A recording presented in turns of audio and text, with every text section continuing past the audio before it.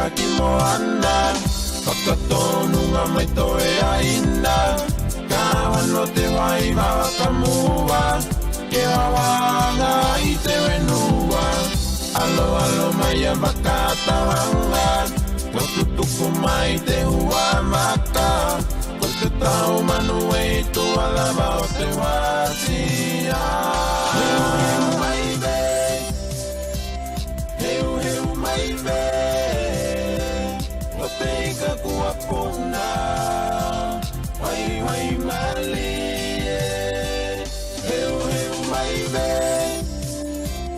Heu heu mai ve O te ika kua puna Wai wai mali Kako hiki tawa hia te tau manu Ke mana tua mua mo te anganoku Ko te tau manu e whakaunu mua mua e te tau tai matua Whakalo alo i lunga te moana E manu ia i te waiva Ko e anganuku mai te karoa Heonga le mua i tō mai Heu heu mai O te ika kua puna Wai wai mali Heu heu mai Heu heu mai O te ika kua Wai wai mali Ake mai la te wai waki ngā uta Wakatalia ia matua ia wanga Wakatalia i te maka moana Ke tua tua tuna peka Kua hiki nā ho e ki lunga Ko te wao a kua kalalanga Heulio Heulio Kako heki ta hoa hia te tau manu i moana E hoka uru mua mua lapa i te toe ina Peo te tau tai matua te tau manu Ko te hoka aloa i moana Ko he anga nuku tēnā e o te moana mai te kāloa The Maya mixes and sailors now. Kupu e ko pōna mai kupu e ko mala Ko ni aloha anga mo te haiwa ke manuia He mahua ma te tinu e hoa tali mai ngā auta Heulio Heu heu mai ve Heu heu mai ve O te ika kua puna Wai wai mali Heu heu mai ve Heu heu mai ve O te ika kua puna Wai wai mali Yo, yo, yo Kai Hai hai mali Ana tamala te hoi mana tamate Yo Heu heu mai ve Yo, yo, yo Heu heu mai ve O te ika kua puna Wai wai mali Heu heu mai ve Heulio Heu heu mai ve O te ika kua puna Wai wai mali Heu heu mai ve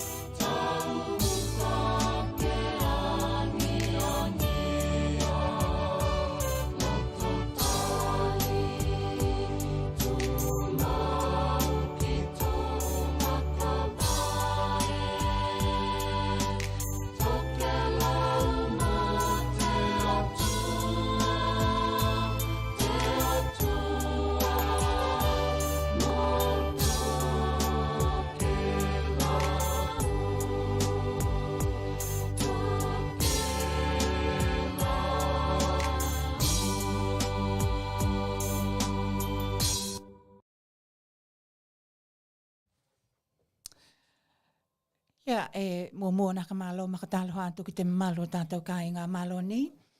Malo te mauapea te ola ma te malohi kua tau hui loa ki tātou ma te whiwhi e tēnei tūla te aheo. Aheo nei, aheo lua, aheo hulu lima te mahina māti, lua aheo hulu lua. Te tūhaka he tai ki tau hinga mo ki mātou, tau whanau, kua tau hui loa ki mātou ma te whiwhia.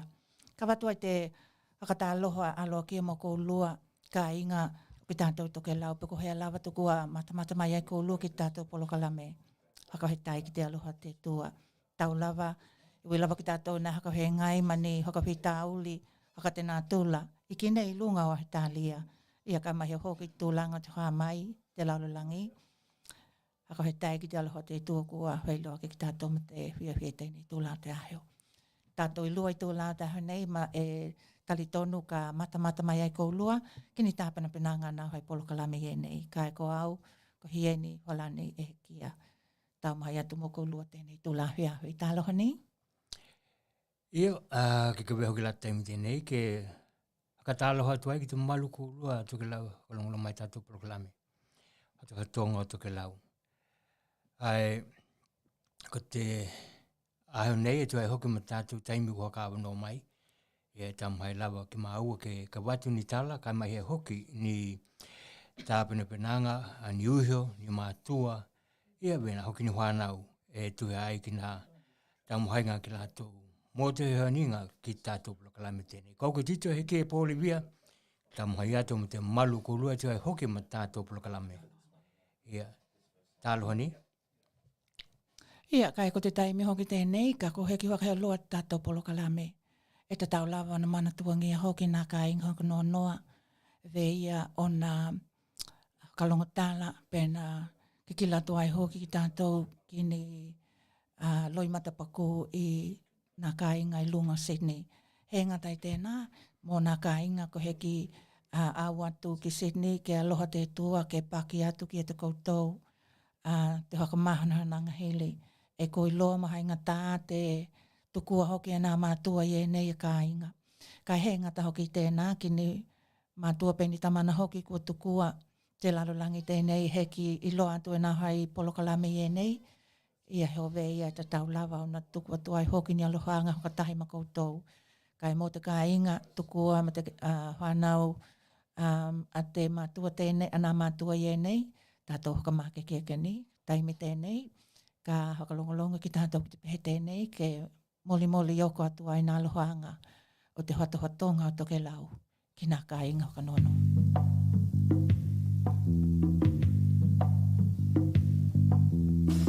E noho au i lunga o ka one.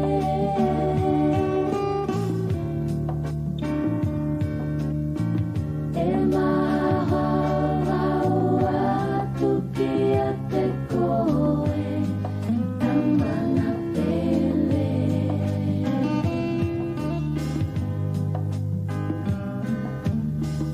Ai he a kua huli tua mai ai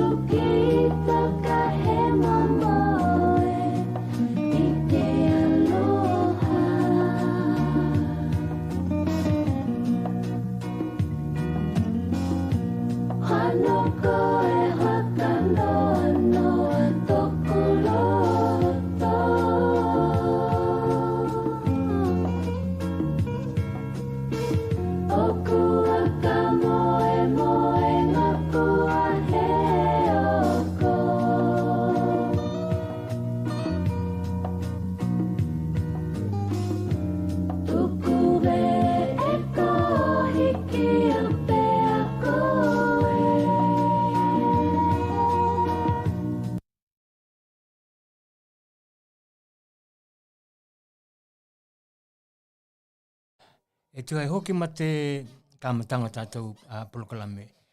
E ui lawa ko te weka ni tāla ko tuku atu hoki longa tātou ala leo tēnei ki nā mātui e nei ki te whaimalanga ki la aua. E tu ai hoki ma te tōke heo ki la aua i loto o kāinga. Ia. Nā kāinga kai mai hoki nā whanau. Ia. Tātou haka mā kekeni. Ngā lawa ni ako konga o nā mātui e nei mō ki tātou. Tālo ki te aloha te tua ki wea nā o haka popo atu te mā lohi ki toko tau e a mana tua pēa o tātou mātua ko moe atu. Kai mo taimi tēnei ki haka au lawa tātou proklame e wea na mahani ai. Ia, ko taimi tēnei ka mata mai ko lua e tukai hoki ni tamo hainga he tahi uhe hoki mai Sydney. Ia, ko te uhe tēnei ki ai o heho ka wone. E wena mata mai ko lua ki te waiaheo te eko te kātu nei ki ni tāmahainga hoki ma he tahi uhe hoki tāmaha nau ki toko lua Tokelau ki a mā leha poko Mars Kiriwhi. Ia, ko te uhe hoki tēnei ki a io heho ka wone. E ie hoki te tāleni hoki tēnei ki te ia. Mai a tonu hoki he mea e te tau ai hoki o na huihia ka tahi ki tātou. E iei ni tāmahoa nau Tokelau e tāmahoa ki e nei tāleni. Wā, ko nā tāleni e nei, ia e wea na mata mai ko lua ki te tāmahoa i atu nā haipulala makareli atu nā mea lohi e nei tuku mai te uhu tēnei. Ia i o heo ka wone. Ia, ai hoka he tai in advance, e kako he ki kila ki tātou ki ei. Kai mo taimi tēnei, mata mai ki te video tēnei a te uho tēnei.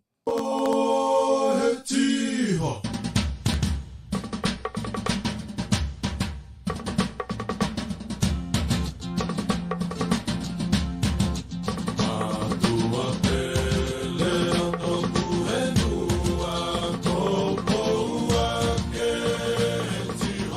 Malani, toko ingoa ko io heho ka one, toko ingoa Tokelau ko te whetu hoku mātua ko Meli Makimi, ko Meli he tama a heho ma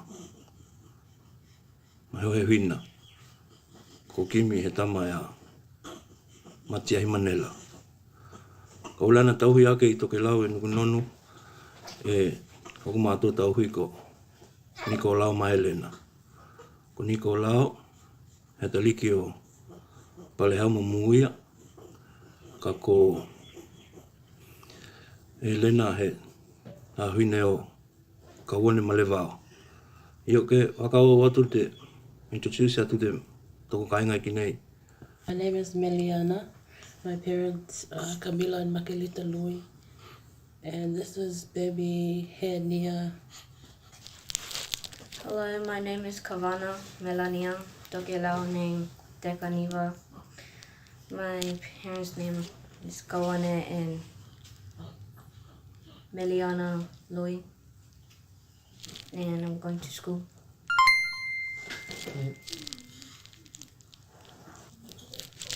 Hello, my name is Lohalia Buhia Tokelau name Tehua.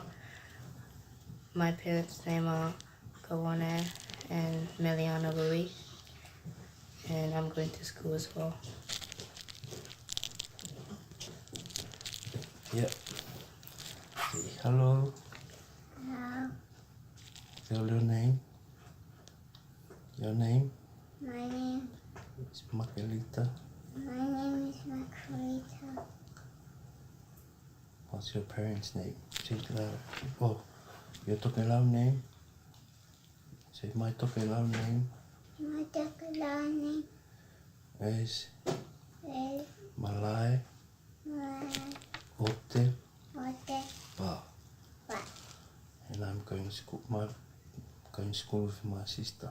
I'm going to school with my sister. Bye. Bye. Tēnā la Tokelau kua kolua malu. Malu ta makainga tēnā i kina. Ko heki Tala tua ki tua tā mā video tēnei ke momo ko e waka toa tātou pale hiwa ke kaulu hale tua i tātou tāta noanga. Kua longo lua te muli whenua. Tai au, waka tiu te matangi. Hewe mua ia ka hina whenua. Aua o Tokelau e patino lawa ki nāna wea. Hewe mua ia aliki o whenua. Io nā haelenga iala o papae. Hewe mua ia uluni o whenua. Io nā kohinga ona tūtanga i muli wala kita. Kai ka he ko tangia ko te wā tālua. Aua, tona malamala hui ti e kona. Ka he ko uluhi angia te wāhuili. Aua ia, wili ngā tupua tuhunga o te wāo ma tautau te moana. Ka he ko vete wale angia hoki te maumanga. Aua, tota mate ki te wahea. Tulou ni, a tulou atu ki te uluhina Tokelau. Iana, pelenga taulangi. A tulou atu ki malu ko lum matu matamana.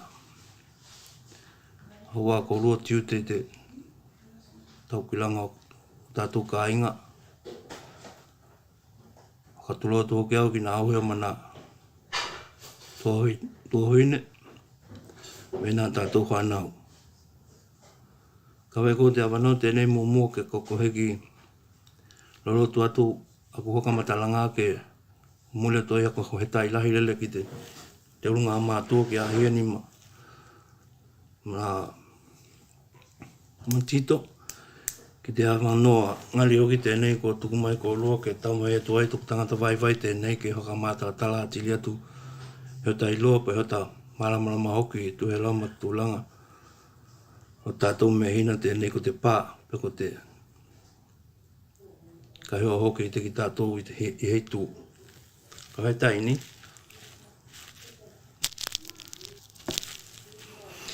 Ka hei hoka, pito hoko e hako hoka, tulo atu ki te kau he alewi.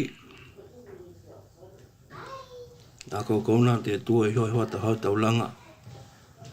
E tauhiu pēr te vai o te ola o tātou. E kingai te olanga tēnei. Tulo ni.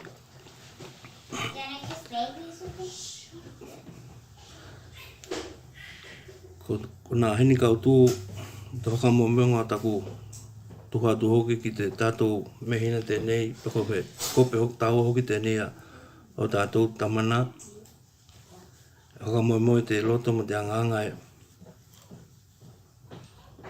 i he aonga ke te ki tātou ua tāhewe nei i nā nuku wiki nei, ni nā nuku whaho Tokelau. Angua, le mai ko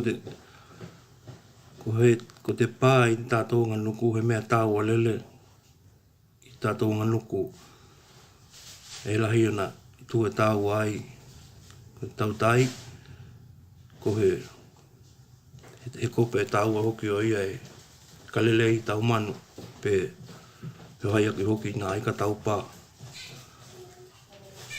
Ia, e kia, ko tātou hoki te ia e tātou nganuku ka Tokelau, ko tātou lawa e la langka atoa haka tāua e te ki tātou te pā.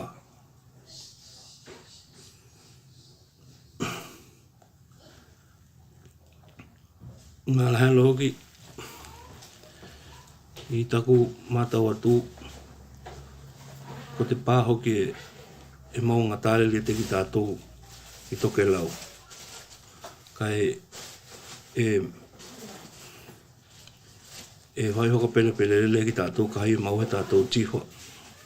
I tātou tamana. Katulo atu ki nā auheo, hoki o kita i eia e ngaha hoki ma te ngā luenga tēnei wa he ngā luenga hai ngōhui e. Te ia e katoi haku. Kai ke tamahai tu pēr kita ki he mea kua kita i loa pehe. Kita ta ngā oi pēr ki ta tangohi o te hingota tēnei ko te pā. Ni? Kai loa e luani i waenga tā ua e ka tamahai tu ai kita ke hoka mātalatala atu ki te hoka ngā oinga e kita te ngā luenga tēnei ma te mea hoki koko ki te akua ko he ahoia i toku tamahai atu ke kita nau ke kita mauana te hikili tēnei ke i te hau te haunga pa ko te hoinga te ngā luenga ke tū mai te ata o te pā ni kamatalaki tā ua i te kātoanga o te tihua ni tēnei te ata kātolo tēnei o te tihua ni te ngā luenga he ngā luenga hoki e whanohi taimi e pakohano ki eke te taoninga i tapenanga o kalelei ko tēla he ani kātoa ke tūmai heata ve ia umai te haoni hani pepa ke he te tua o te tihua ke kita ki te ata nā ata nā mamanu o te tihua e molo te haoni oi tūtūlo o te tihua i tātou e alo nā toi tulou ni nā tamana i tātou e hakila vai ki tātou te awala e mahua i tātou mahua e he vea ke hoki e mahua e tauhe tātou kāinga ni wahe ti te hoki tātou i Tokelau tamatane ko te he tiu te hoki oi i moana ni e tu mai loa la te ata umu kuoma te haoni o kokohi loa ni kuoma la te haoni te tu mai la te ata tēnei te la kotoki te mai kuoma te tangou oi tūtū ko te pāmatua peke takua hoki ko te tūpunga ko te pātāua la vaia mai nā tamana ko te pātāua la vaia o te tihua ni ko te pāia haka pele pele ia ko te pā hoki tēnei le mai e te i tātou anga nuku e toi hoka hui te tala ke he te hounga kai hoka ka heo ai te tēne hoa e poipo te pātāua ia ni he hoka mai ki nai tū i te kauloa pe takua hoki tātou ko te heo heo apa ni heo apa te tūki te kauloa e hoko mai te kauloa le hoko te kauloa ni tahipā e hoki lana tahipā i ka hai he iau e la tulau ni iau la he atu he tū ka o te mea lawa kua ki te hea huia ki matata tango ki te huingota tēnei ka hai lava ele mai he puni he nua e kātou ma ke nā pā e ono ni wa ko kakahai la hua i timali te tihua ia e kita hea hoi hoki lau o huli ke maua hata pā ni te katoanga o te tihua ia ko te tulau ko te off ka tēnei te toe takua e tātou nā taha pe ko te lau ni te itu ki te kauloa kauloa mai ki tau ki te kaupuku ni heo a pā hoki tēnei o te pā matua ia te kaupuku heo ko mai ki ei heo ko te kaupuku ni heo ko mai ki ei te lau pe ko nā taha hoki hau ki lunga ko te kautihua ni mena mai nā tumu mua e au ngā umalele nā vaenga na e hao kapele pelele e nā tamana hoki ka hei mau hata tiho ai nā heo e hei he mea e mau hoka o ngā umalele wai mau ngata ki tātou. Ia ko tēnā ko tēnā late ia ko nā nanu o te tihoa ko te mea kua ko ki ta mau ake ko te mea hoki na le mai nā tamana e lua lawa tātou tihoa ni hoka pitoa ko te pāhina ma te hikuuli. Ia, ko te pāhina e loto ai hoki lana tahi nanu. Ni, ka kere ki tātou ki te pāhina e.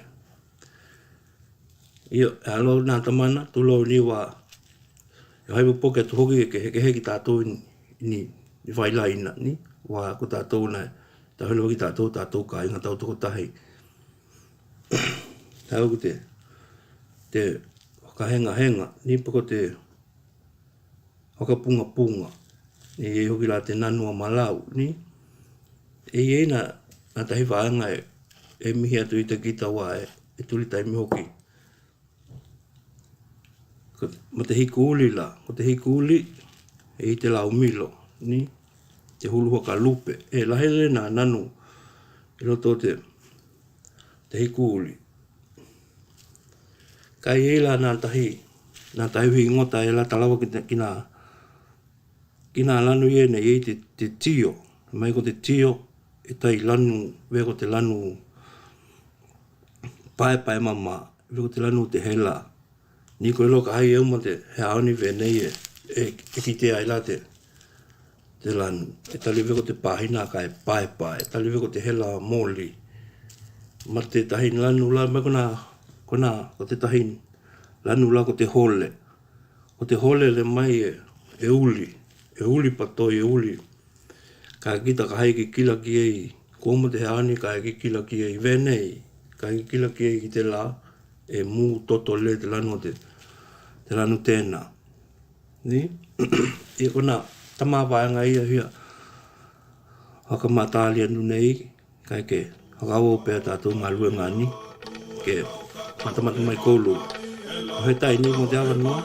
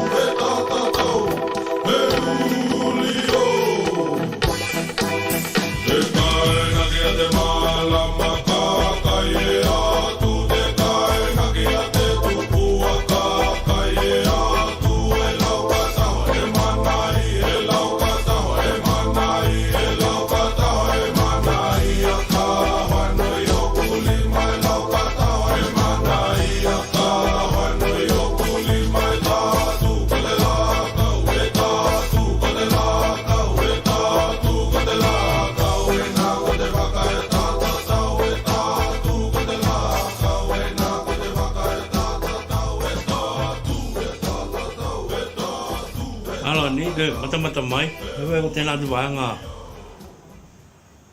i loto nunga o tātou programe tēnei ni, tēnā ko mata mai koutou mai te kamatanga lawa, te hulunga o te tua o te tihoa, tutunga o te tihoa, te tipinga la ni, ma te hao ninga la muli, wena mali atu mua.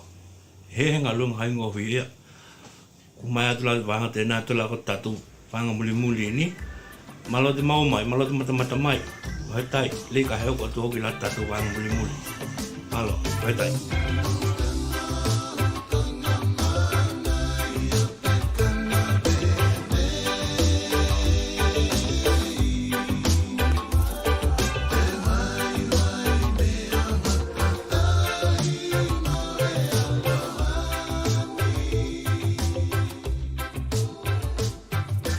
Ala ni, ko tala tu hoki ko tau ko pa mai ki te na toi wanga tātou ka mama tu hoki tātou tama video tēnei na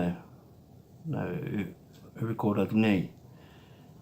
Ko vela ko taimi tēnei ko tōku mata mai nei, kona ngā luenga i nei kua tangoli mau ki vena. Tam hakamatala tolo e kamatamenga o tatou video ni. Ia kona pā, heo e tukai ngā pā, nai tukai ngā lanu. O te pā matua tēnei ni, kona hewa apā te kuli. Ia kona ngā luenga nei, weo ki la kina wena mali atu te au kona he mea mamau te tihwani, i te ki tātou e hoi hoka le tātou hoka ngā la, ko tanga la hoka ngā ke toe i kila ki ni tautalinga pe halawa te au ngā mauai. Kai, nei, ko tātou, rilana tātou ilo a ngia ko he hoka ngā ngia tātou te paha, ni ki te tūkau. Puna ko tātou tamana ko he hoka ngā ngia tātou te kohe, ko tūkau. Ni ko he hoka ngā kai nei, ko hoka ngā tātou ke o tātou te unga, ni kai mehe te tūpao o tau titi. I tau ki la vei mana e tēnā whakaonga tēnā e vei e mau ai tātou anuku tēnei ni e vei a wala mana ia e tau mai ai e hongalingali ai nā te unga te tau titima. Ia, wena hoi tau mailo ka ai e te vai taiminei ki nā toi ngā whaenga o te tihua e mau ai ni ka heo. Kai ki tāhui e hoki e ki tātou ngā nuku tēnā. Ia, kona vāenga i ena, ni? Ka hai te haku tamā kamatalanga e tuhea matoku experience, ni? I te mea kua, iau te huia o i ngā runga ki te whaenga o te ngā runga tēnei i te pā. Nā e mumuana he ko kita he tamohai, e loto nau ke kita mauangia, e mōni lava kua tūmai te ataka ko heki kai ko te lahinga ko taimi hoka hana ki loto o te ngā luenga tēnei te hauninga o te pā.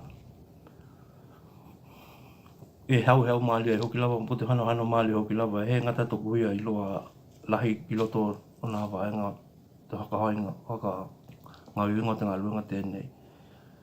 I tau hoki la i la hele te toko huia ma te mana wala e kita ki te angia mana i tukai ngā e tia kita ki te angia ka hoka haingo hui ai te ngā luenga. Ni mō kita ma toi haka mana i a tili ai nā. Kai mahilawa nā kaheoa. Wa nei ko hei tātou ka ni e tātou pā lava e hao ni. Wa ku heo ka ngā ngia e tātou nā pā ki moana.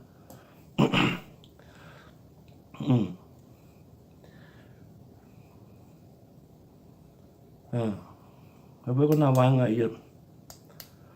Kai wea ia hoki la, ia he tāhui ai hoki la te tuku loto e talia e kitani hauhau tuanga mai tangata e koki te hoki te tūte nā e aonga ke whakaatili le lei ai nā ngā luenga, ni?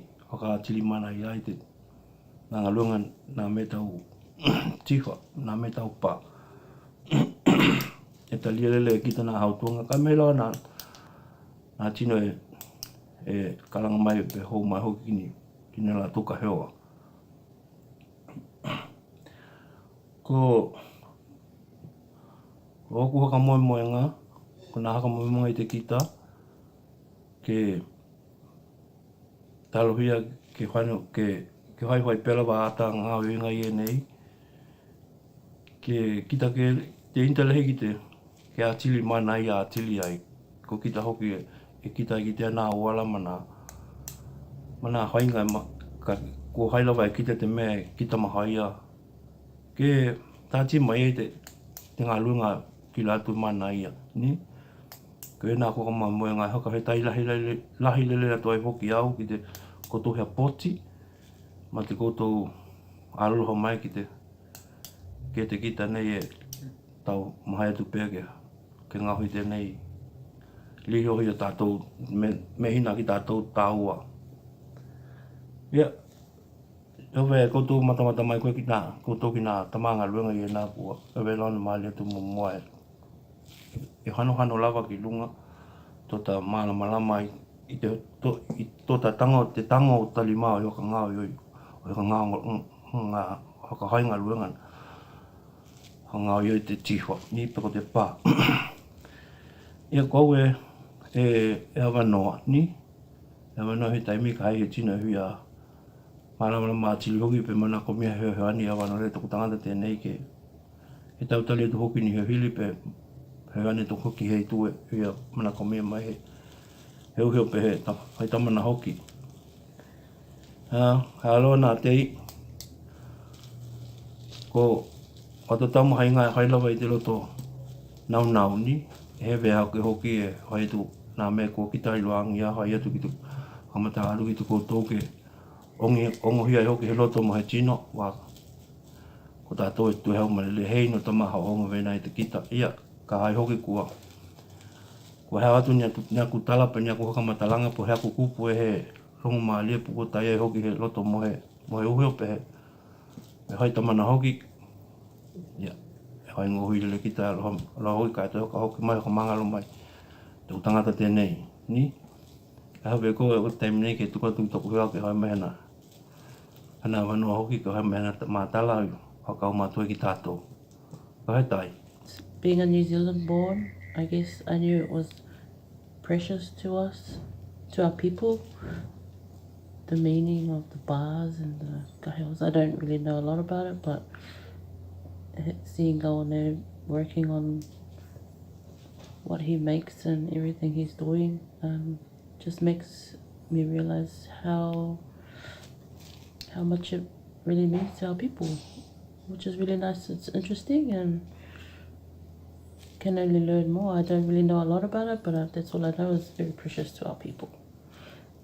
And I think the work he's doing is very, very good and for the people and for us.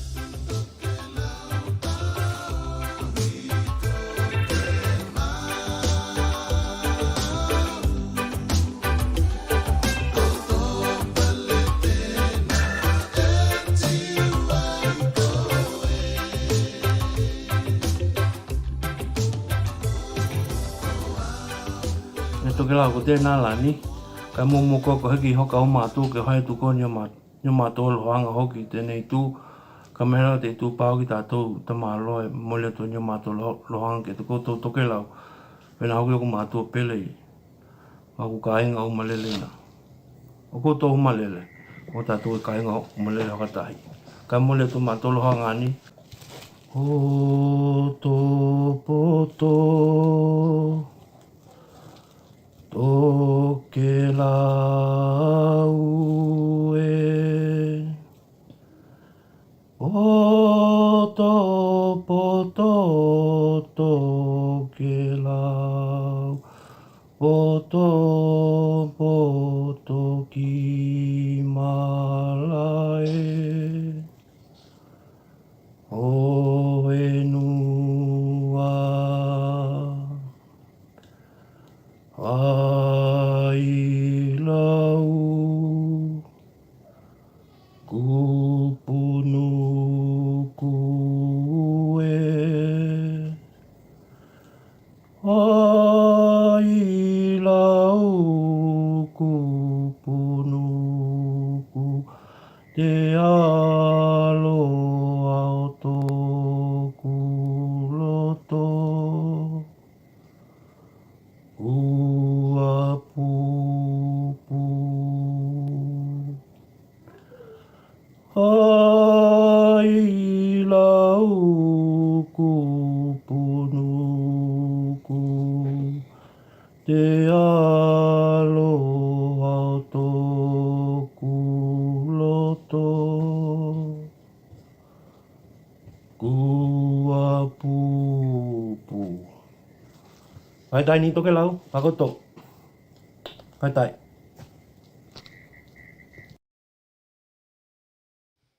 Ia tēnā ko mata mai ko lua to e hoki. Mani tau mahainga hoki he tamaha anau ki te ko lua Tokelau. Ia, ko te uhe tēnei ki a ioeho Kaone e noho mai i te konga o Sydney. Mai ka weko taimi tēnei i Tokelau ka mai hoki te uhu tēnei, ka inga vena hoki te whanau.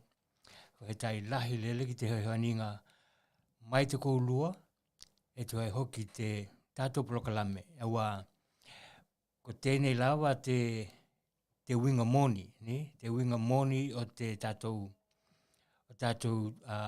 Polokalame tēnei, ko te hea kilikili o tātou tangata i nei e huia tau mahoi.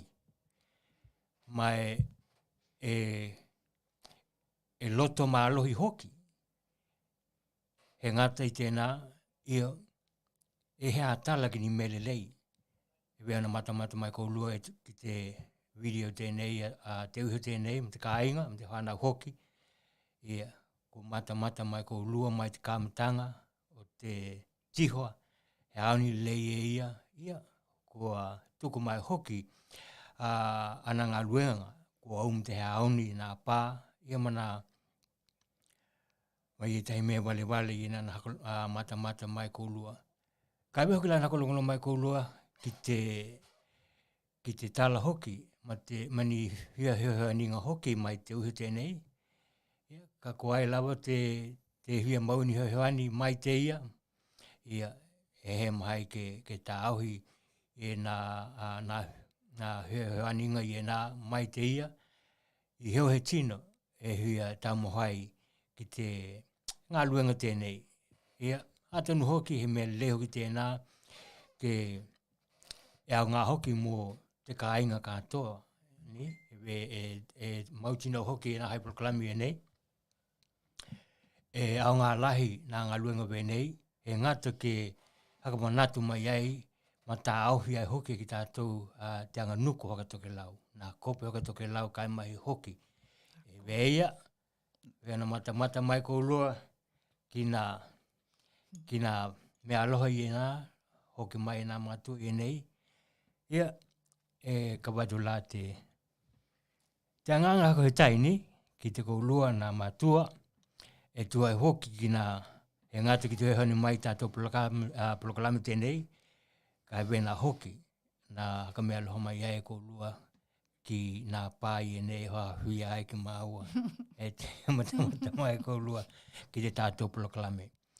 Ke aloha te atua, ke lingat te manuia, tōna manuia ki te koulua nā mātua, we nā hoki nā whanau, awa te lumanaki o ki tā aua, i o lua 5, i o tātou 5, ka hai ko tātou ngā lulue, punu nau, iena he ailele he wei ai kila ki te tahitu, he ai, puno lawa koe, hai e tātou ngā luenga, ma te mahau hau, ma te haka moe hoki, heani tātou tamana ki te langi, ki te ki tā aua, i hio he tau mhainga mā ki tā aua, ne?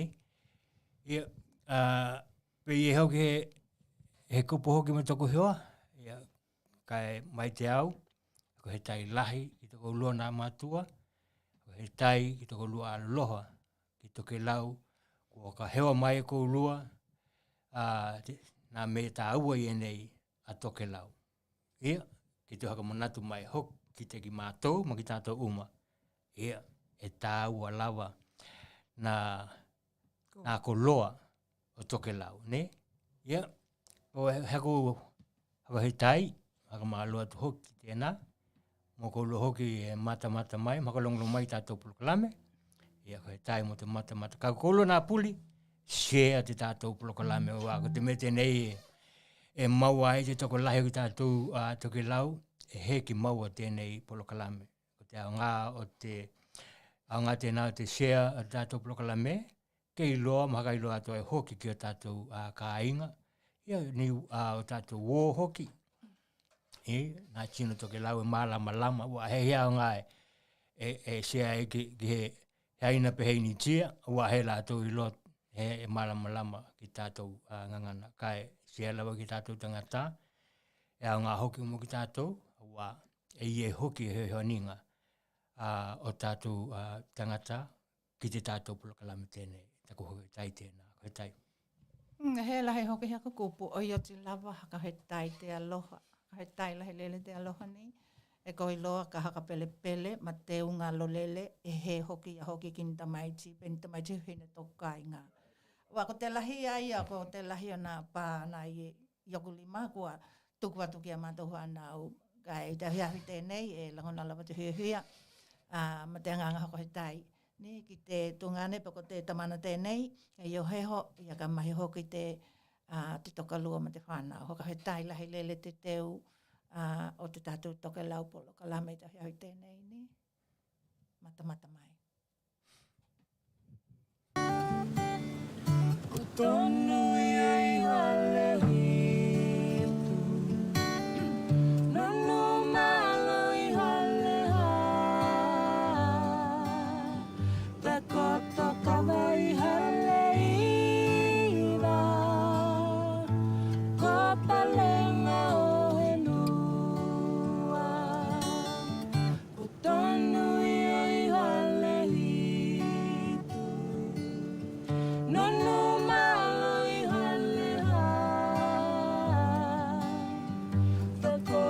Kamai hale iwa, ko palenga o he nua, tokelau o tokelau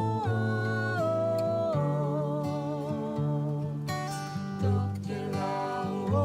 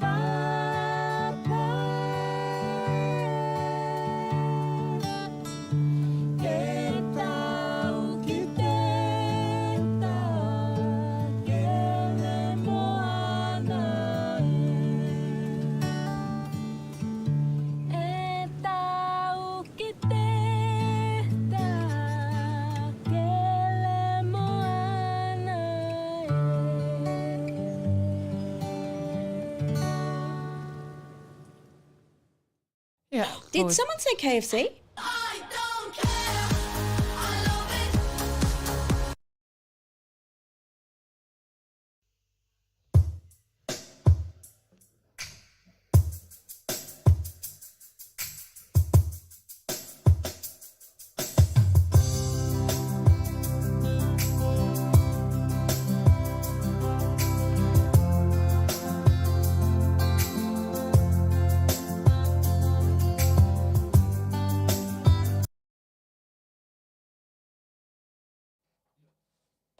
Ia, ko te taimi nei, vela wana matamata mai kaulua ki tātou polokalame, e whanahana pēa lapa tātou polokalame. Ia ko ki mātou koi taumahai lawa ke seki i te kātoa ni. Kai vea ia ko te tātou hakaheolonga kua iei. Ia he taumate e tau hoki ona hakatāua, pe hakatāua hoki e ki mātou te kauhai ngā luenga, pe koi nā hiohio ninga i nei, e a tātou whanau. Ko te kikila atu ki mua, the future, ni? Ko tātou whanau, e ko mauti noa, e ko i loa hoki, he tūlanga tatau lava, ke hea poti lahi a mātua. Ni a lava na kikila mamau a tātou whanau. Te tū tēnei, e iei nā whaingatā, e iei hoki nā whaingohienga, e hoka hoi ngai maki tātou, pe ka whai ni a lawa te hoki e tātou whanau. Mai ko ki tātou hoki nā mātua, te hua e ki tātou, te tūlanga tēnei, e veo na iei. Ki ni a lava ni ngā luenga e hohoki e tātou whanau. Ia te aho ke lava la e tāua ni.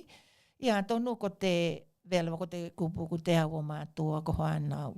Te awa whanau ko mātua ni. Ko te ai la Tokelau ko te taimi tēnei ki tātou ka meki atu ki Perth. Mana ia tala noanga tēnei na tāpena aloa ki a mai e te uhio. Ki a nila le mihi o poahea. Ia e vea na mātau mai ko lua ko te kaukauna tēnei. Ko ia ko te Haili Pōti tēnei e tā pena ma tuha mai e ia na tūlanga te tupu ni a lava te tupu i Perth.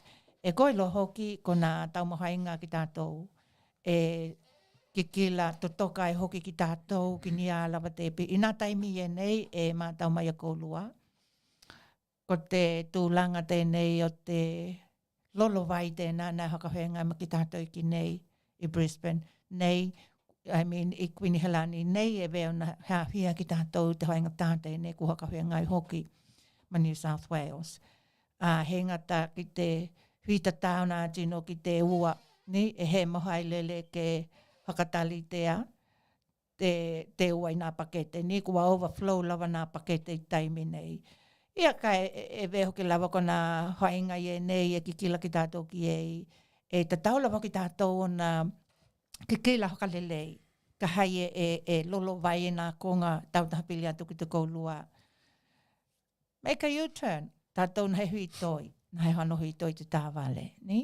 Awa ko nā mea hoki e nā e kila hoki tātou ki ni hakalawi lawe hoka hua heki te tupu i awala. Kai mai he lawa nā taimi o nā hakalawi lawe hoka te nā tūlai vei ko te lolo vai.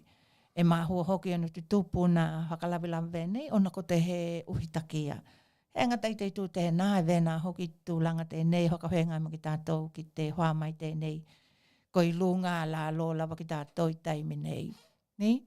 E he tau mate hoki la, ko te hoa mai tēnei, e ve lava e ui lava la na kila ki tātou kua wheo lolo, ia ki nei ki tātou i Quini Helani, ia poka hitalia hoki, kia e vena hoki o na tanga ki aloha atu hoki ki ka inga i lunga ni uhila. Ni, ki kila hakalelei, uhi takia ko nā tūlā hono, whai au tautui. Kai ko te taimi tēnei, ki tātou ka ahe atu loa ki Perth, ki te uhi, poko te mātua tēnei ki a nila puahea, e veo na tā pena aloa ki a mai ai he video, ma he tala noanga, he tahi hoki o hawhine o Tokelau.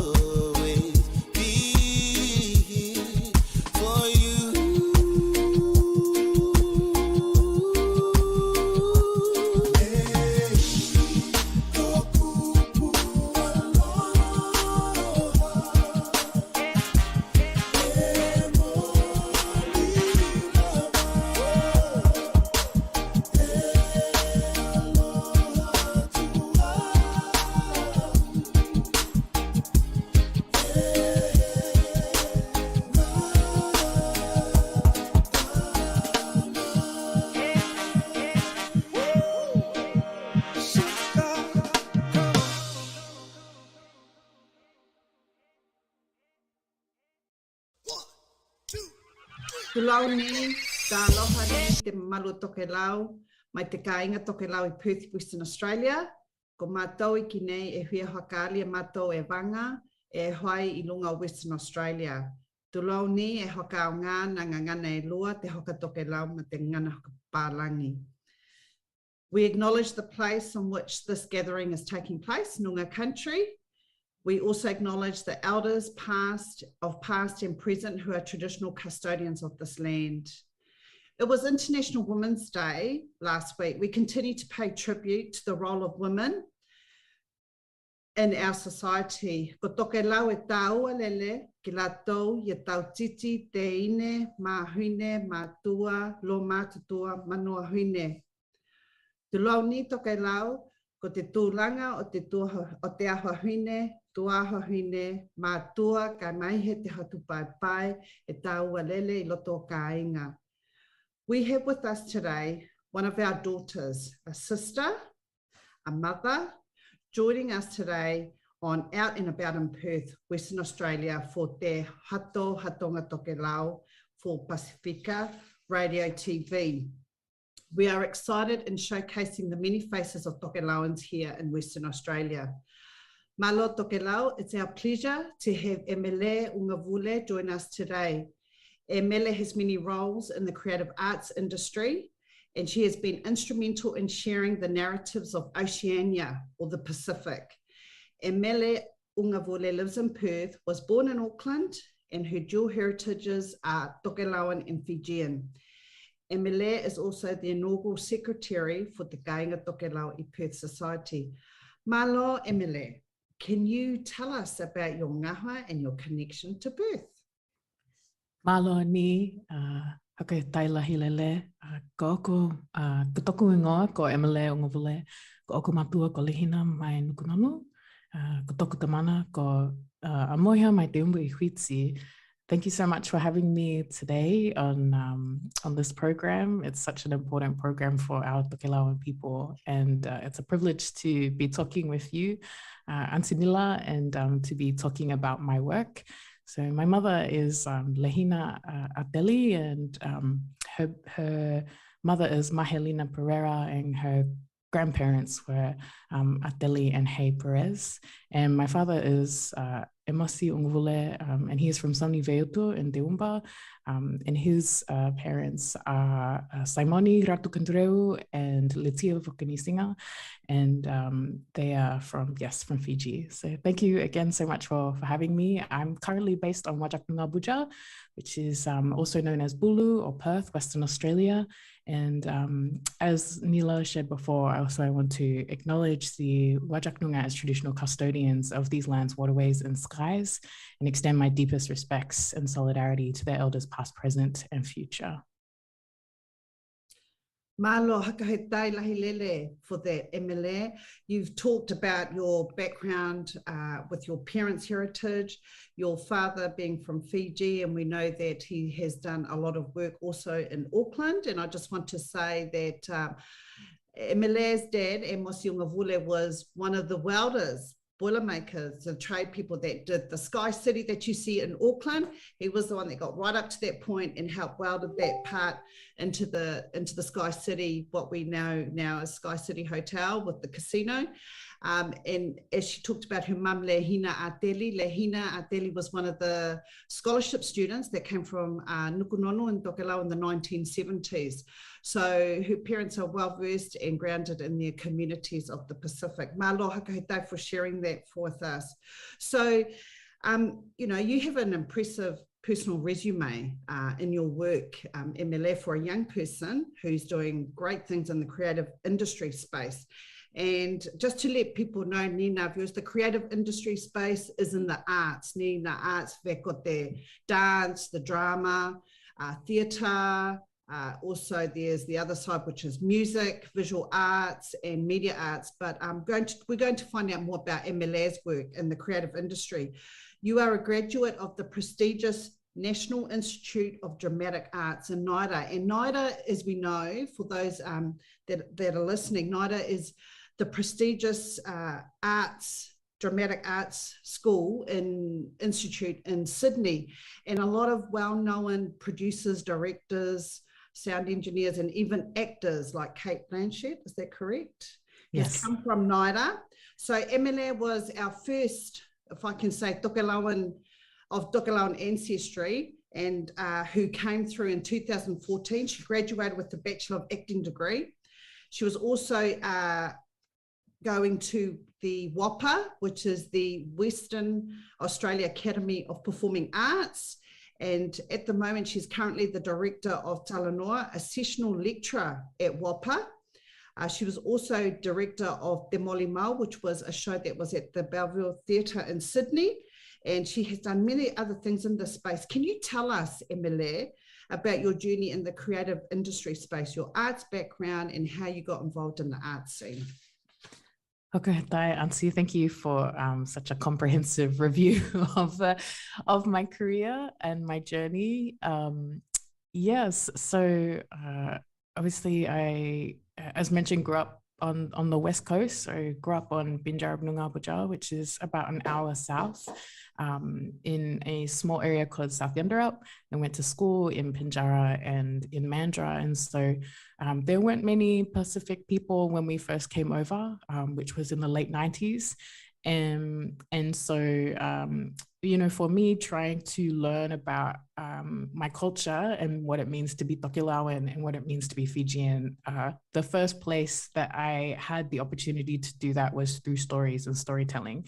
And that was through stories that my mother would share or my aunties would share when they would come over, or my grandmother, my Nana Mahe, when she came over. And so that kind of was for me, and always has been, the umbilical cord that has connected me back home. And so as I went through high school, I studied music and I studied drama and acting. And I decided that I wanted to pursue it. And so I did it as a tertiary subject, and I actually scored in the top 5% of the state for drama. And so at the end of my year 12, after winning a lot of awards for creative arts, I was invited to perform at a showcase, but I didn't end up performing because I was offered a position at WAPA studying musical theatre. So I went on to study. I did a year at WAPA, and then I did my 3 years at NIDA. And that training was a really good opportunity for me to focus on building my skill set and to see what is considered professional rigor and storytelling in the creative industries, and also to kind of like see who was out there, the kinds of Pacific stories that existed here in Australia, and the gaps that I could fill with the types of stories that I was interested in and I wanted to tell. So I did 4 years of study and then went into working in the industry, and I was very lucky. I got to work professionally in commercial theatre and screen and television the first year that I graduated. And from that, I was able to then start creating my own work. And so since then, for the last 10 years, I have been working both in screen as a story editor for organizations such as Netflix. And I've also worked as an actor for dramas produced by Playmaker and ABC. But I'm also really passionate about nurturing our other storytellers and the up and coming generations. And so I work as an educator now, teaching, facilitating workshops for youth, but also, again, teaching at WAPA. I work as a sessional lecturer in the acting department, and I also teach now at NIDA as well, in the academic department. So I've been very fortunate that with the support of my family, I've been able to continue pursuing creative work. But also I see a really important responsibility to give back and to make sure that I'm not alone in these spaces, and that there are other people who get to have these opportunities as well, that are Tokelauan, that are Fijian, that are from the Pacific. Marlo, that is just, you know, thank you for sharing all of that in the short time, you know, not saying it's short, but in terms of how old you are and what you've done is quite impressive, and how your reach has been in creative arts. And I guess this goes on to a really good question to ask you then. So with all of these things you're doing and the professional rigor, you talk about the Pasifika storytelling you do and what's I guess you started talking about what inspired you in that. Can you tell us about what inspires you in this area? What are the things that motivate you or inspires you? You start talking about your family and storytelling. Can you draw on more, elaborate on that for us? Yeah, okay. Thank you so much for that question. It really is my ngahua. Like my storytelling is, I think, every day my love for my lineage and for my home is what encourages and inspires me to keep doing it. And seeing the way that stories happen in our communities is a really important part of what sustains me. Sometimes working in the industry can be really exhausting, and it can feel discouraging because there are not that many people who are telling our stories and telling our stories the way that we do it.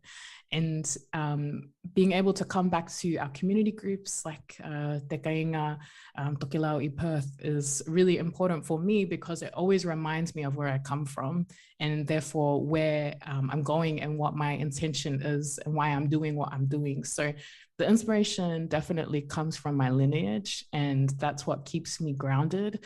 But also the amazing ways that we tell stories, you know, like I love Hatele, I love Kakai, I love Meke and Vudu. I think that even though there are similarities across the Pacific in the way that we tell stories, what is unique to Tokelau and what is unique to Fiji is so special, and it's never something that I'm ever going to get bored of. If anything, I just fall more and more in love with it. Thank you. And I just like your connections and what you've talked about already in the dance space and the forms of expression with the Hiva Tokelau and the Fijian dance as well. I guess this is kind of goes on to our next discussion point is you're a genuine reflection, I think, Emily, of the multiple worldviews and also the identities that shapes many of our young Pasifika people, and a reflection of the diaspora in Western Australia. Can you share with us about what you've been able to show in those multiple identities, how you're able to show this in your work, your identity connection in the arts? Yeah, thank you for that question. A lot. Okay, so I've been able to share a lot, which is the blessing of being able to tell your story on your terms. And one of the ways that I do this is through being able to mix verbatim, so our own stories that we've written and that storytellers share themselves, dance, poetry, percussion. And so I work with a lot of people who are interested in sharing their story and telling their story, and people who are really know and understand their traditional story, ways of telling stories. And so, for example, I recently worked on a project called Galanga Atu, which I wrote and directed and produced with the Art Gallery of New South Wales. And I worked with 5 storytellers who were from Oceania, who really are very similar to me. Like, we are diaspora. We've lived away from our ancestral lands and our homes for a long time, but we all understand what is important and special about the way that we tell stories. So we had traditional dance as part of it, contemporary choreography. Everybody was singing, everybody would tell stories and, you know, about kinship and family and friendship and food. And so in terms of the forms, what I've been able to do is kind of weave the way that we tell stories in Tokelau and Fiji with the contemporary or Western ways of telling stories, such as poetry or, you know, poetic forms and prose. But then in terms of the actual stories, what I've been able to kind of showcase is that we are just humans, you know, that we are the things that we have in terms of our fears and our desires and our joys as Pacific people is no different to people on the other side of the world. And that is what connects us to everybody around us, and that those connections are worth celebrating and talking about, rather than being something that should divide us or allow people to reduce, you know, and simplify who we are. And so being complex is something that through my work and through my story is what I always try to celebrate. Wow, you're just taking me back to, at Billy Hau'ofa, about looking bigger than we're not just little dots on the map, we're a sea of islands. And I can see you've been able to really reflect that in what you've just said. And so you started talking about your recent exhibition back in Sydney, and it was quite impressive because we noted when we saw, via social media platforms and the New South Wales Art Gallery, wasn't it? Yep. Their website page. Can you share with us then about how you were able to involve the Tokelau community, which was the Nukunonu community, is that correct? The Yes. community in Sydney. Can you tell us about how you were able to work with community in that space? Yeah, thank you for that question. So I started writing that project about 2 years ago, and it was supposed to happen in 2021 at the beginning of the year. But because of COVID, it got pushed back. And so there was a real difficulty in me having to being in West Australia and having the community based in Sydney. But I used to live in Sydney. I used to live on Direct Country, and I was, like I said before, similar to here, active in the community as much as I could be, and really supportive of the work that they were doing. And seeing Te Tulotu Nukunonu O Tokelau Sydney kind of the way that they would come together and celebrate was something that I always wanted to be a part of, but also I wanted other people to see it, and I wanted other people to feel what it feels like. And so a really important part of the story that I was putting together was that we tried as much as possible to get our audiences to feel like what it was like to be in a space where we are telling our stories. It's not that we are replicating an experience, but it is that we are showing you and you are part of it, and we are dancing with you and alongside you. So in that process, I reached out to the president, Bella Pelasio, and also the secretary, Vanikai Hulipo, and made a request asking for them to consider performing as part of this piece that I had created.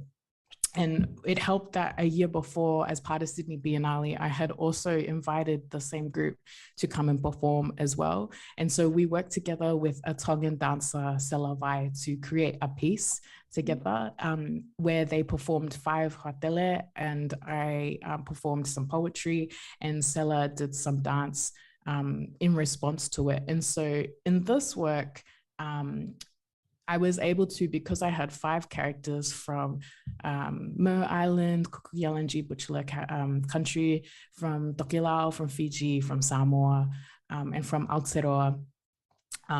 What I was able to do was, through one character that was played by Malia Letuafa, who's Samoan and Tokelauan, thread the Nukunonu group into the show. So Malia, each character had a different monologue, where they spoke in prose and poetry, and they had a song or a dance that they would do throughout their monologue. And so Malia's piece, where she was talking about our relationship with our Hetu and with our ancestors and navigation, would sing a song at the end of her piece. And that was the invitation for the Nukunonu group to begin singing with her, and then to stand up on stage and perform some songs. And so I was very lucky that they were willing and able to be part of that, and that they also brought so much heart and love and mana with them.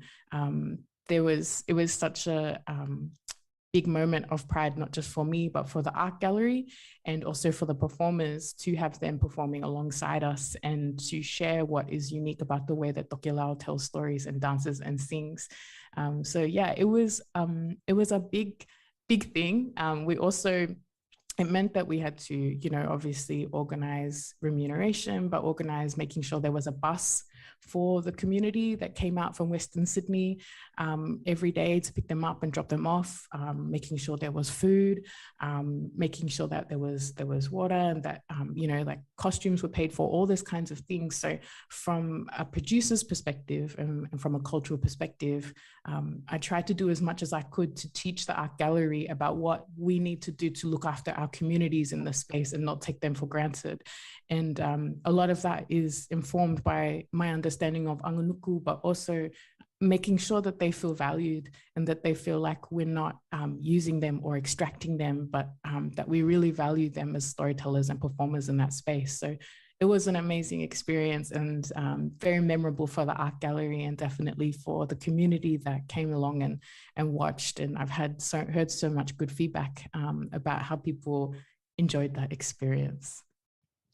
Malo, Emile, malo for that. And also just hearing what you said, it's an amazing opportunity for our communities to be involved at that level, but also to what you've said on the reciprocity side of things. And just so that these places or institutions, Western institutions, if I can say, like art galleries and museums and places of theatre that have heavily influenced by Western thought, that they are acknowledging and taking note of the intelligence of our community when they come to do this in this sort of way. And malo to you for acknowledging that, for looking after our community doing that. You started talking about this earlier too, about some of these challenges and that. So having an audience in the arts is really integral. So people, I guess, for the artists, so they can have that, show that expression and showcasing their artwork. It's been clear that artists have been impacted by some challenges, and more so with the global pandemic of COVID and its restrictions. Can you share with us, challenges in this space, and what are the challenges? What do you do to, I guess, overcome some of these challenges? Yes, just hold that thought, because my battery just gave me a moment. So if you just pause the recording for a second. Yes, thank you for that question. I'm not gonna lie, putting on a performing arts work during the peak of a pandemic is incredibly difficult. And it was one of the most challenging experiences of my career. Constantly having to navigate, knowing the opportunity that would be provided for community and for my performers was really valuable. And also wanting to ensure that everybody felt safe and everybody was cared for was a really difficult thing to balance. And it meant that we were constantly having to ensure that we had safety protocols throughout the process. And so when I was in Sydney, things kept changing, regulations kept changing. And so all we could control what we were doing as a company. And so it meant that we were constantly doing rat tests. We were making sure that we weren't socializing beyond our bubbles. We were sanitizing everything and constantly checking in on one another, trying to rest as much as possible. Every day we started as a company swimming in the ocean, and that was an important way for us to have mental clarity around how we started our day, but also to keep our body fitness and health up together as a group. But it didn't matter how much preparation we did and how safe we tried to be, we still got COVID and we were affected by COVID in the company. So my choreographer, Xavier Breed, who's Samoan, he's based in Aotearoa in Wellington, and we ended up losing him because the border regulations changed. So our first major challenge was that Xav had to choreograph the entire show through Zoom. And that was incredibly, incredibly difficult because so much of the show relied on choreography in terms of transitions, in terms of the texture of adding to the song or the oratory. So that was a massive challenge for us. How do we rehearse everything through Zoom, particularly when Zave hadn't met everybody in person before? And then the second one was that I literally got COVID. So myself and my producer both got COVID. So there were points where myself, my producer from the art gallery, and Zave were all on Zoom trying to run rehearsals and run a production tech. And then a lot of members of the Nukunono community got COVID as well. And so at one point, we weren't even sure if we were going to have them perform because we didn't want to pressure anybody into performing if they didn't feel safe and comfortable. So what happened was we canceled the first week of performances and waited until the Monday of the second week. And we made a call about whether or not to do it. And that was based on conversations with everyone. I was having conversations with Bella, the president of the Nukunono group, conversations with the art gallery, conversations with my artists. I'm making sure that we're all on the same page and that we feel like we can continue in a way that feels safe for us. And so there was a limitation on the amount of tickets that could be sold, on the way that we could engage with audiences after the shows. The way that, we shared food or the way that we interacted with one another, all of that we had to take into consideration. And as a result, a lot of the show, what was originally intended, couldn't happen, but it didn't change the impact. It was still really, really beautiful because people want to see art during the pandemic. People need something to look to and to be encouraged and inspired by. And so the response that we had from the communities and the audience members who came along, people we'd never met before, people we knew, was worth it. It was worth us pushing through and finding a way to make it work. But it was very, very hard. It was, but again, very, very worth it because of the impact that it had. And grateful that we had a company like the Art Gallery of New South Wales that were willing to support us to make it happen as safely as possible. Marlo, wow. I mean, you've been able to talk through those challenges, but really fascinated in how you've been able to, I guess, overcome, keep going ahead. And technology, obviously, like what we're doing now, plays a quite critical part in this, and why it's important, I guess, for all of us to find out more about how we can use this. But Marlo, to you for continuing to, you're looking after yourselves and being responsible with the COVID restrictions and so forth, but also taking care of your crew as well as the community that came. So you've talked some about the work that you've been doing, that you have done in Sydney, but I'm going to bring us back to Western Australia, to some of the work that you're doing. And I think it's timely that we're talking about, because it's been International Women's Day in the previous week. And a group of us were able to attend. We had the privilege of attending your production around Remarkable Women, which was absolutely fascinating to be part of and very inspiring to hear the different stories, which you co-directed at the Fremantle Arts Centre. And we know Fremantle is well known in, I guess, Australia, if I can say so, around being an art space to be at. So can you tell us about the highlights of that work you're involved in, or anything you think is important to share about that work with Remarkable Women? Okay, thank you for that question. So Remarkable Women was a project that I was approached to reimagine from Wendy Martin and Deborah May, who have run Half the Sky. And Half the Sky is a company that is by women for women, implying that women hold up half the sky. And so they approached me asking me to reimagine this project that was previously called Phenomenal People and was commissioned as part of the Women of the World Festival in London. And they asked me, what could you do with this project and how could it speak to the women in our communities here in Western Australia? And so, as I mentioned earlier, community is such an important part of the work that I do. And my professional practice doesn't exist without my community.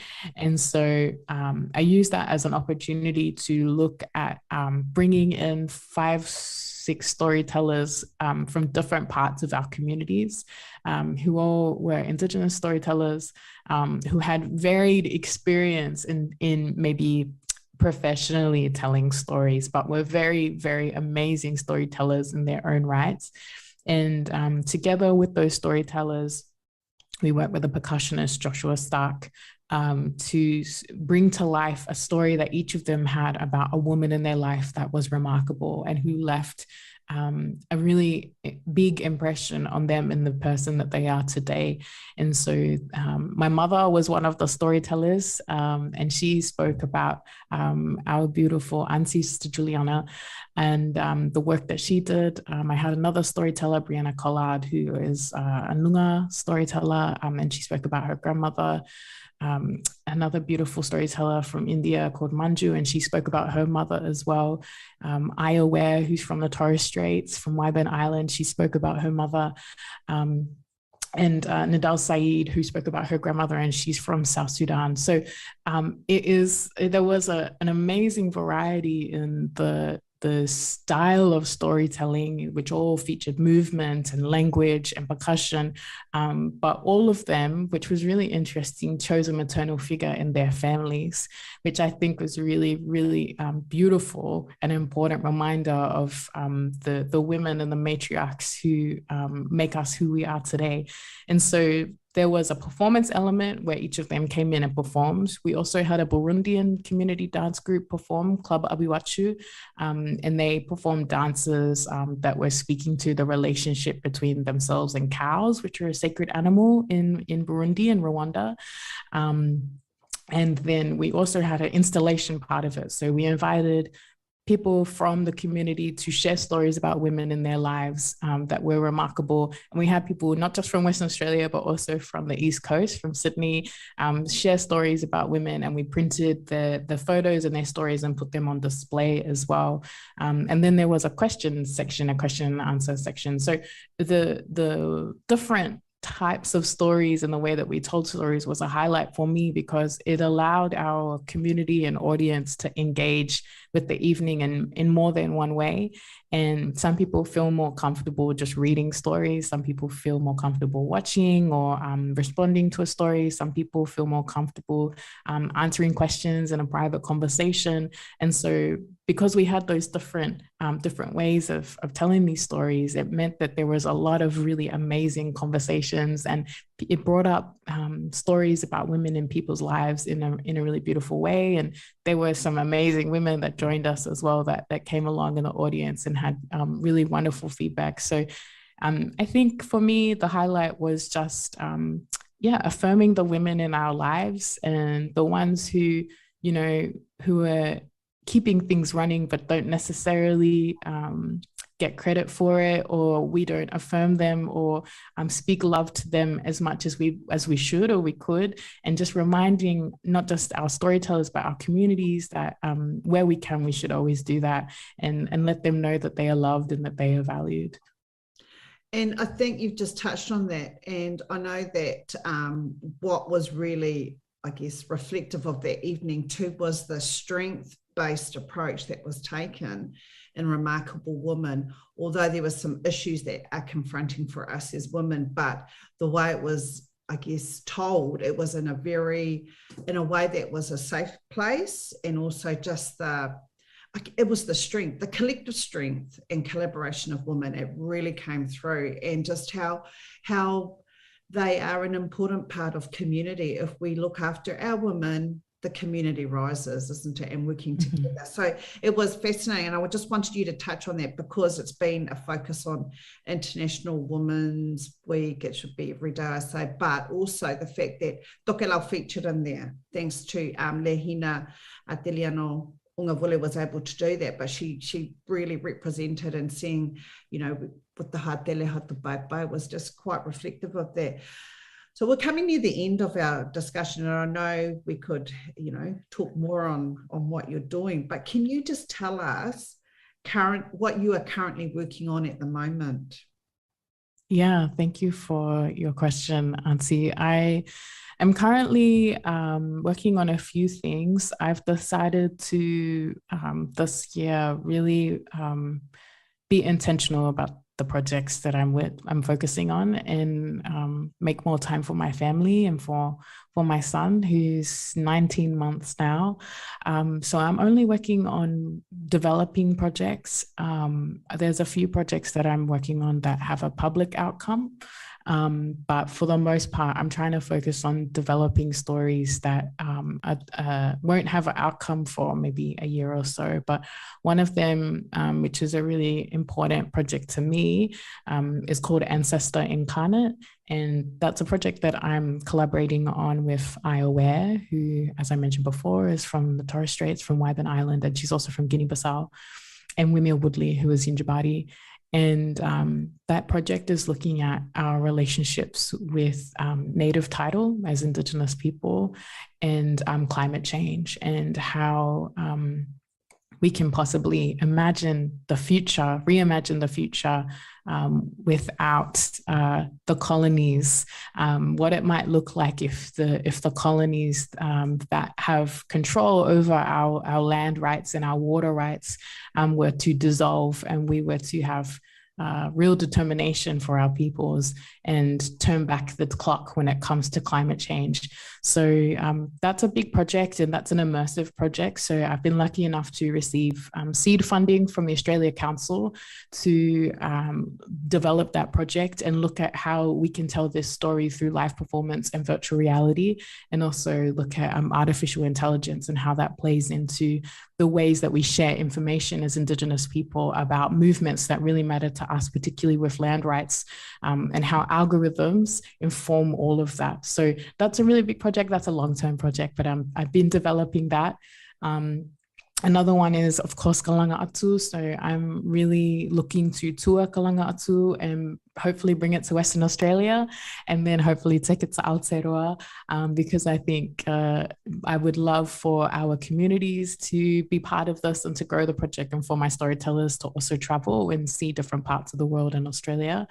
And then I have some other collaborations with urban theatre projects that I'm developing later in the year. I'll have an outcome of online knowledge sharing.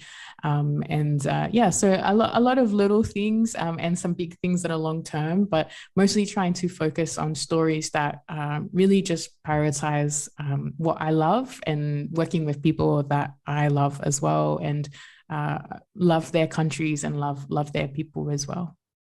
That's so awesome. They're big projects, and they're projects that requires a lot of thinking, I guess even time. And yes, how fascinating for your boy to be growing up around the arts space with many people involved in the arts, which is quite common for children whose parents are producers or directors or actors, and that you hear these stories.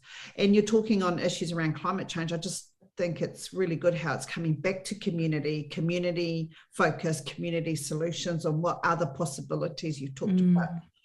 Look, Emile, thank you so much for what you have shared in your work, and there's so much that I know that the listeners will be able to take from this to think about issues that are relevant for Tokelau. So is there any final words you would like to say for our audience or young people? Is there anyone you'd like to mention while we're on this before we wrap up? Yeah, thank you so much for inviting me. It's been such a privilege. And I think community initiatives and media initiatives like this are really, really important. And so, yeah, I'm always so happy to come on and talanoa.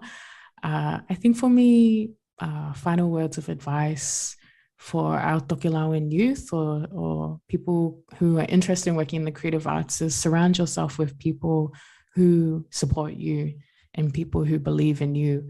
I know for myself, for my own journey, I have a lot of ideas and I have a lot of things that I want to do and have wanted to do. But the thing that has kept me going are the people in my life, in my family, and my friends who have believed in me, particularly when I haven't necessarily believed in myself. So look for those people who champion you, who affirm you, who love you, who turn up, who want to be there for you and be there for them as well. Make sure that you show up for those people as much as they show up for you. So yeah, that would be my main piece of advice. And I just wanted to, again, just extend my biggest, deepest gratitude to you for inviting me. Thank you for this opportunity on this amazing platform, and send lots of love to both my prayers and my koloe kainga, and also my ratu kandreu buvale in Fiji. And yeah, thank you so much. Okay, tai lahi lele. Malo hakahitai hoki emele for your time and coming on to Te Fatofatoga O Tokelau out and about in Perth section. Tokelau malo ni hakahitai lahi lele ki te kau hakalongolongo. Hieni and Tito, thank you so much for this opportunity. Pasifika TV, Te Fatofatoga O Tokelau. It's been a real pleasure to showcase what is happening out and about in Perth, and to also be inspired ni to Te Kau Hakalongolongo Tokelau. It's inspiring. Let's keep working and showcasing the great stories we have in our community about what Tokelau people are doing, and showcasing things like this is an important platform. It's an expression of who we are, the creative arts form.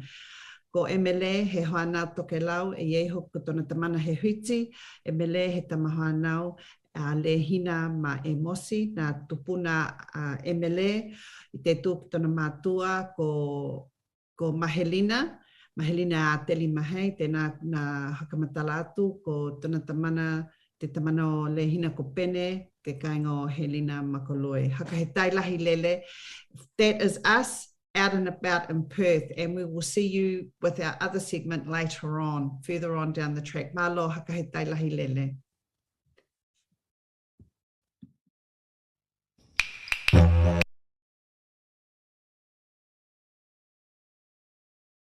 Ia, malo lava te tātou kāinga te hakalongolongo, e vela wau nā hakalongolongo mata ki tātou ki te uiho tēnei ki anila, kai mai he hoki he kohe ahua pa koe mele, ni? Ia, unga vule, it is so great to hear e hako nā lango nei to have those people that support you, be around them. E hakolele nā lango nei nā kai veia ki nā taumuhainga a te uhi o tēnei, poko te hana hoki tēnei. Tali tonu, storytelling is a big part of Tokelau ni. Kako te ke henga la, ngā lue ke mata ki ia toko lahi o tangata. Very, very happy to have the opportunity to not only watch and hear, but also being part of te talanoanga tēnei he ngata ki anila kai mai he hoki ia e mele. Ni haka he tai lahi lele, te hioani, haka he tai hoki te teu ni, e mele, keep going. Taumahai ki mātou ke hioani atu ki te koe, kai vena hoki taumahai o hioani mai ki a mātou polo kalami haka he tai ni.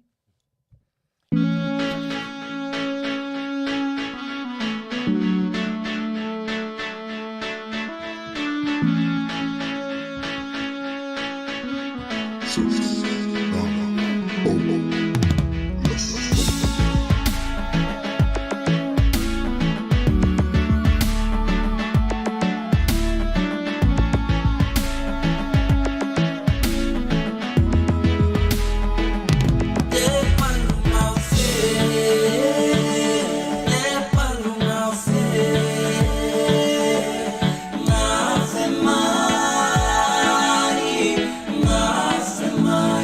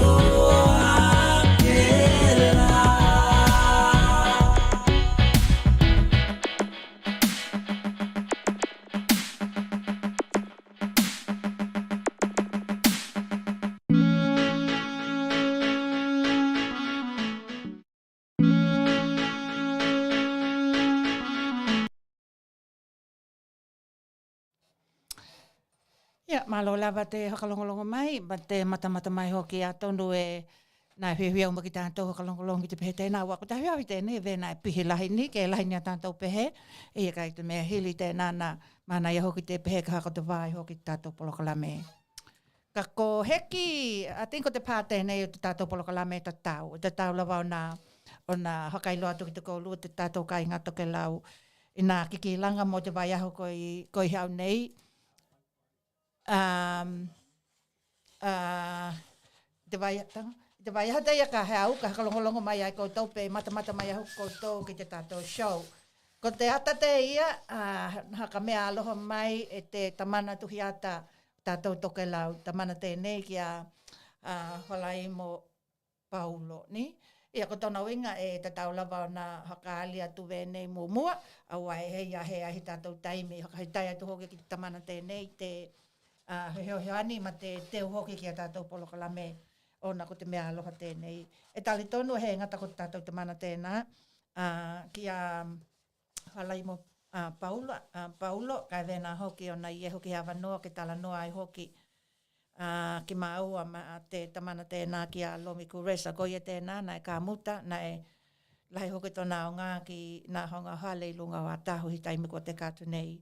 He ngatai tēnā, i ni mokomokonga ki nā takitaki o nā tātou community a tahu nuku no Numhakaoho, mai te haitua Wellington e tālohia, haka tau nuku matamanuia nā ki langa i e nā, aua hoki e tā aua, ke kila hoki ki tātou, mahaka longolongo ki tātou, ki ni mea hoki ki lātou e tau ona maha hoa katahi ki tātou ki ei.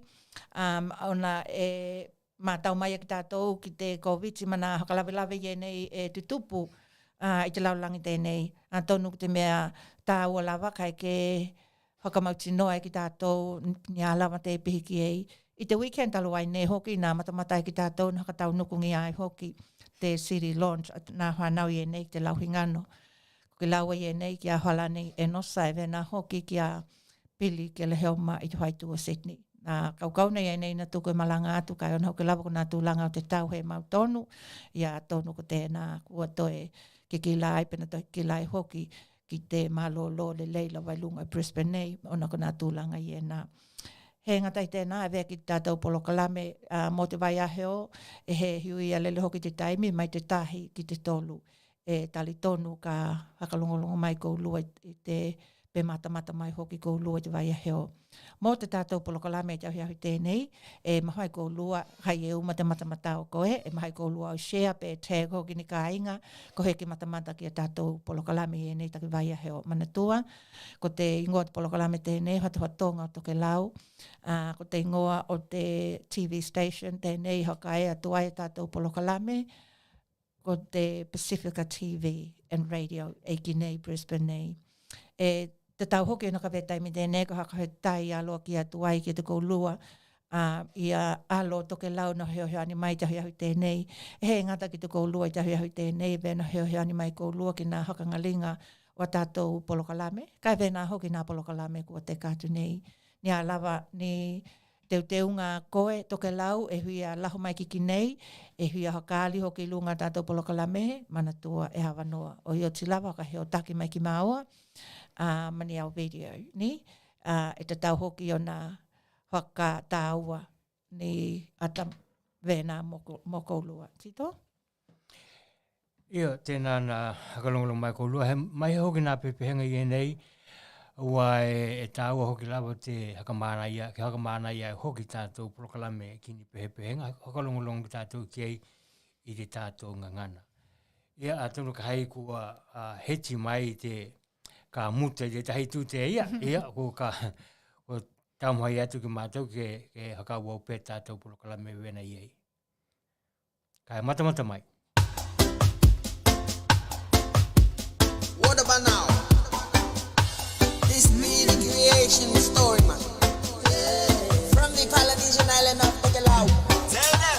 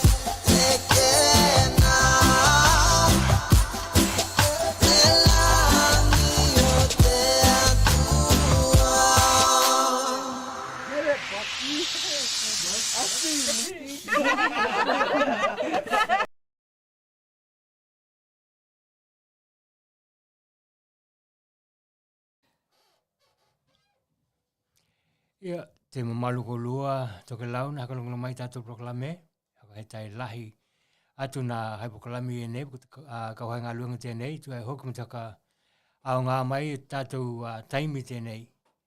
Kai mai hai hoki te mata ma te hakalongo mai ko lua, tu hai hoku manātamu hai ngā tēnei.